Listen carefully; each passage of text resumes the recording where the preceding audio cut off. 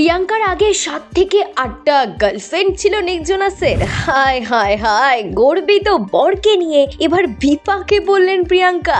এসব করে বেরিয়েছেন, ভরা মাঠে বইয়ের মান সম্মান নষ্ট।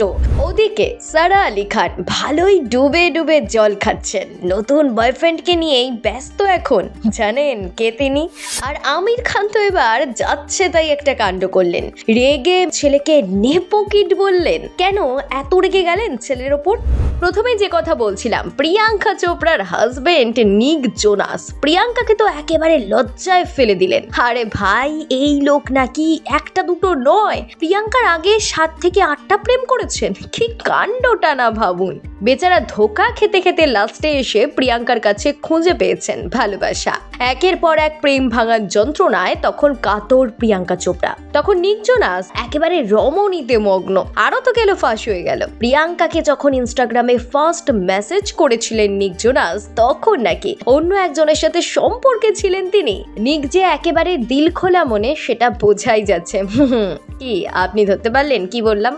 প্রিয়াঙ্কা জীবনে আসার আগে 8 জন প্রেমিকা ছিল নিকের, যার মধ্যে অন্যতম ছিলেন মাইলি সাইরাস, কেন্ডল জেনার ও সেলেনা গোমেজের মতো তারকারা। আরে ভাই, ভালো জায়গায় তো কোপ দিয়েছেন। দেখুন, অল্প বয়সে যাই করেছেন, এখন কিন্তু তিনি সংসার নিয়েই মগ্ন। এ তো শুনলেন মার্কিন পপ তারকা নিকের কাণ্ড।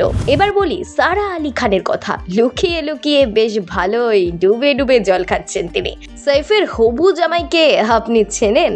এবার কপালে একেবারে দারুণ বয়ফ্রেন্ড জুটিয়েছেন সারা আলি খান। বলিপাড়ার সূত্রে খবর, সারার নতুন প্রেমিকের নাম অর্জুন প্রতাপ সিং বাজওয়া। তিনি পেশা একজন মডেল, একই সঙ্গে রাজনৈতিক পরিবার থেকে বিলং করেন। কিছুদিন আগে কার্তিক আরিয়ানের সাথে নাম জড়িয়েছিল তার, কিন্তু না, ডুবে ডুবে জল খাচ্ছে সারা অন্য জায়গায়। দেশি বড় লোকিয়া ফ্যামিলির ছেলে নাকি তিনি।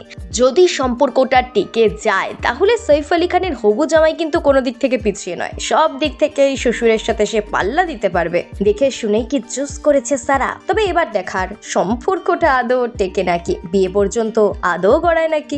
এবার শুনুন আমির খানের কাণ্ড কীর্তি। ছেলেকে একেবারে সবার সামনে যাচ্ছে তাই বললেন আমির খান।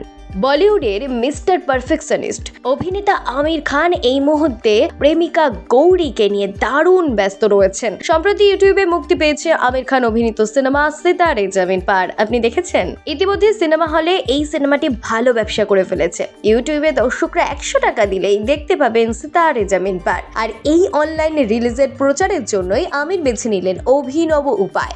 নিজের ছেলে জুনায়েদকে নিয়ে একটি স্কিট ভিডিও সমাজ মাধ্যমে পোস্ট করেন। তার থেকেই শুরু হয় বিতর্ক।